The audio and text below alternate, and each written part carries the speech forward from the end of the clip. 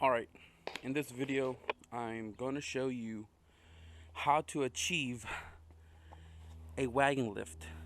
Now this is my brother's car and I no longer have my brown RT, I have a red CRX, but I'm going to show you the parts you're going to need, what you got to do, and options for tires and whatever else comes to mind. But I'm going to give you a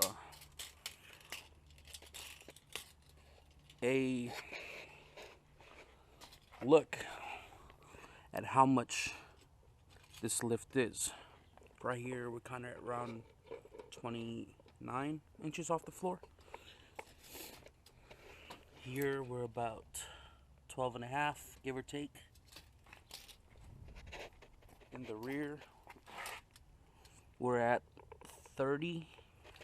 Now let me show you a stock wagon. Well, it's a little lower, but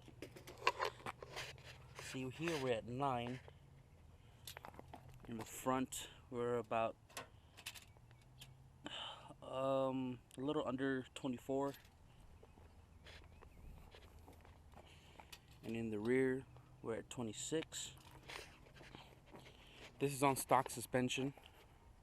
Looks a lot lower, I don't know why, but still kind of gives you a little comparison. So I'm about to pull the wheels off and do the wheel bearing, and I will explain the steps you need to take to get this lift. Alright, so I just finished changing out the knuckle, ball joints and bearings and all that to a better one. Alright, so I'm going to explain to you guys the parts needed to do this wagon lift, and I'm just going to show you here. Alright, the suspension, the shock, the spring is from a 90 to 93 Honda Accord. I picked these up at the junkyard, pick and pull, on half off, so I got it for 30 bucks for the whole combo. And you're gonna have to get the matching forks with it. I'm using the DC one because I had originally thought the EF one would work, but I was wrong. So I had the DCs lying around, they fitted and they bolted on. The top hats on the top, that's from the I mean, if you have the wagon shocks, then take the wagon top hats. Otherwise, grab a spare set, because the Accords come 3-bolt.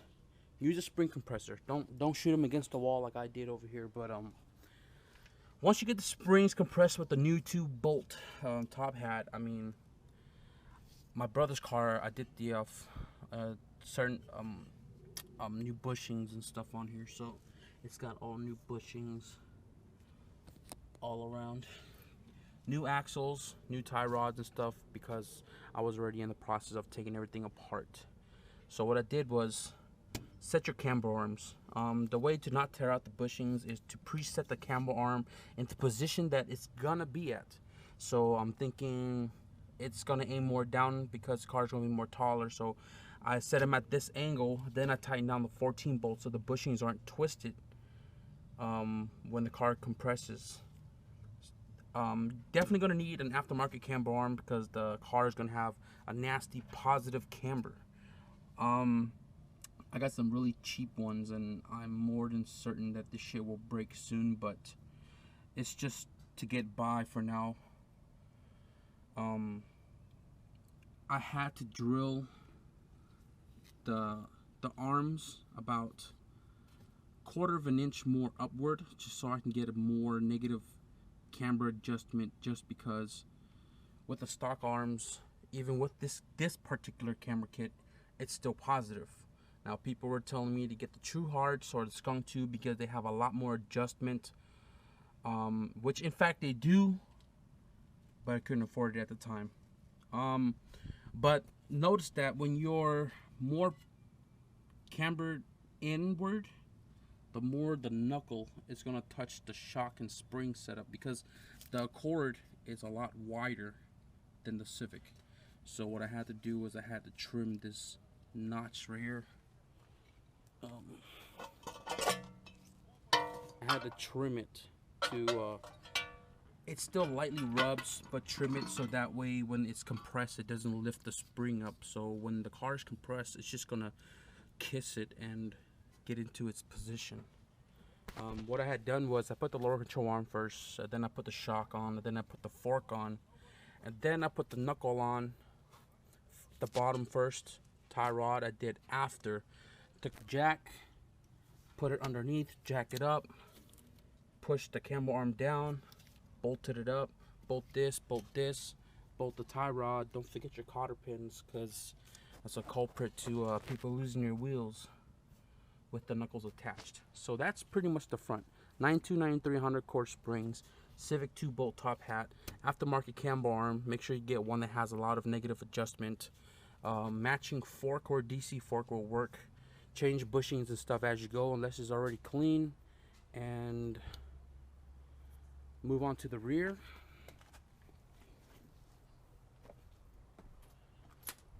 The rear is a lot simpler. My brother went into the creek earlier, got mud everywhere. I did the energy suspension prothane inserts for the rear trailing arm because according to the write-up you had to space the rear out, and the only reason why I would see that you'd have to space it is because the wishbone is actually stuck to the bushing that's stuck to the trailing arm, and when you lift it up it twists the dog bone and twists the bushing. With the energy insert, it the wishbone just turns around in there, so you're not binding any of the bushings to the wishbone. So I didn't space it out like the write-up said to. Camber arm in the back, it's a Spec D. You're gonna need this because of how far this is gonna be extended downward. So I have the Spec D, and I'm almost certain that this is gonna break too, but I mean for now it's gonna work. We won't know until it gets to the test. The shock in the rear is from a 92-93 Integra 4-door. I'm not sure the 2 doors are the same, but I went with the 4-door just because a sedan is a heavier model, and I'm just gonna, my theory is that the spring were designed to be a little more stiff for the weight. You can't really see it, but that's the Integra all the way in the front over there. This already gives you the lift over the stock wagon suspension, and with the cord fronts and DB rear, the car was lifted for a fact, but the front was raked. It was a lot higher than the rear by like at least 2 inches. So to take care of that without cutting the front springs, I mean, also did the bushings in the lower control arm on all 3.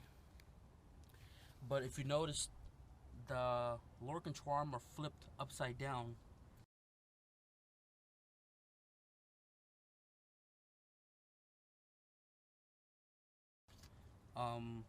And that achieved at least a 1.5 to 2 inch lift in the rear without any other aftermarket modifications. So once that was done, the car evened out. So the rear is not as complicated as the front, but it is a pain in the ass to put on. Use a jack or two, it'll help you put everything into place. But that's pretty much it for the suspension mod, and I just did the knuckles, so it's gonna go into alignment and try to get everything in spec. I'm only worried about the front because the camber kit doesn't allow me to go any more negative, and it looked like it still had positive camber.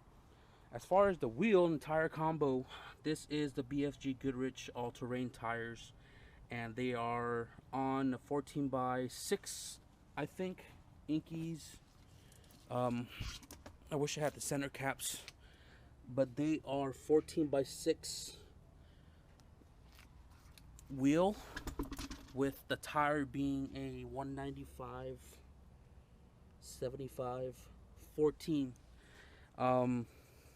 Pretty pricey, but overall it suited the need for what my brother wanted to do with this car. So the tires are just what we were looking for. So I'm about to slap the wheels back on right now, put the car back on the floor, and then kind of give you a walkthrough with the car on the floor. So now at the end of this lifted modification, this specific tire spec and setup, this is how the car should look. Well, should look. I mean, it's pretty damn high compared to the OEM height. You can now do your oil change without having to jack the car or struggling to put your arm all the way down there.